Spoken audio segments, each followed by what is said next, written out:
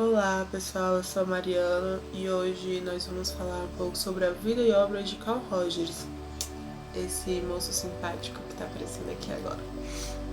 Então, Rogers ele foi um dos principais iniciadores do movimento de psicologia humanista que surgiu nos Estados Unidos na década de 60. Esse movimento foi caracterizado como a terceira força em psicologia, porque na época ele foi alternativa, né, aos dois principais movimentos, que eram o behaviorismo e a psicanálise. Rogers nasceu em janeiro de 1902 numa cidade de Illinois, nos Estados Unidos. Ele foi o quarto de 6 filhos, veio de uma família religiosa e rural. Ele era um garoto muito tímido e, após terminar o ensino médio, ele resolveu ingressar na Universidade de Wisconsin para se formar em agricultura. Lá, nesse período também, ele era muito envolvido com questões religiosas, né, com atividades religiosas.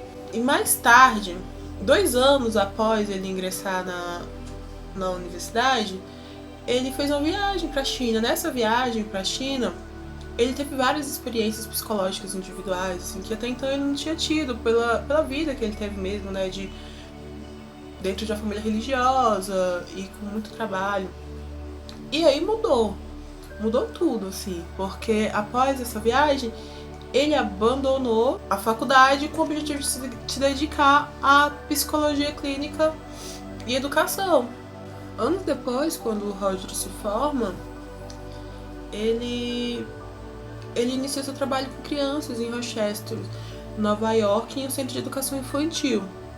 E foi durante esse período que ele passou no centro que Roger evoluiu da terapia formal diretiva para a terapia centrada no cliente, que hoje em dia é bastante conhecida. Rogers construiu sua perspectiva de terapia focada no cliente a partir de vários estudos empíricos, que foram seus clientes, né, na verdade.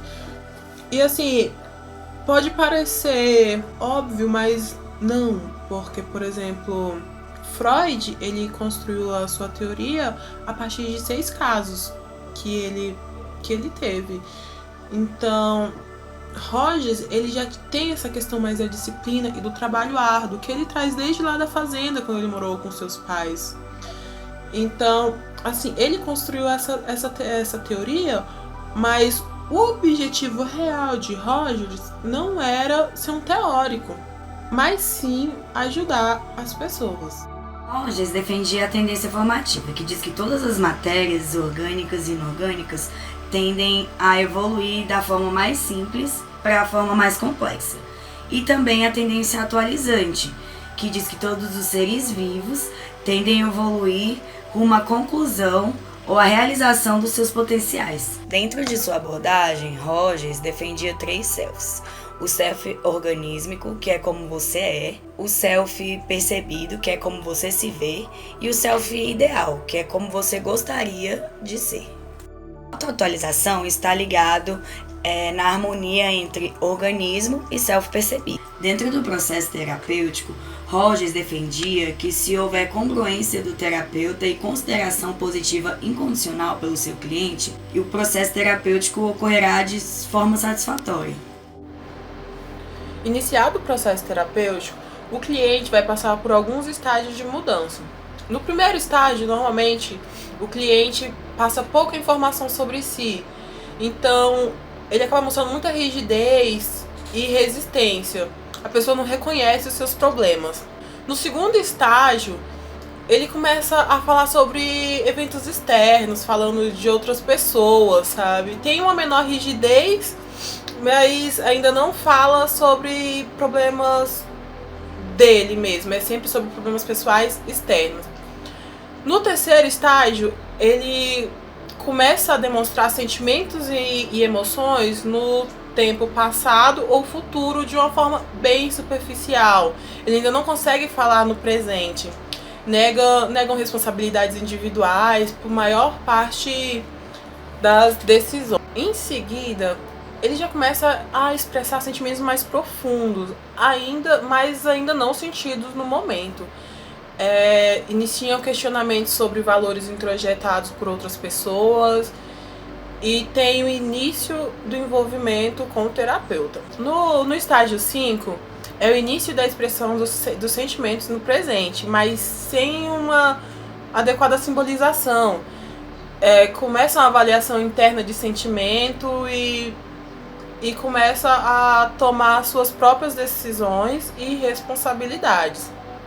No estágio 6, já tem maior congruência das experiências com a consciência e livre expressão. Então, ele tem um desenvolvimento de consideração individual de si, livre acesso a experiências negadas ou distorcidas, experiências fisiológicas, onde ele tem a sensação de relaxamento, ele pode chorar também, né?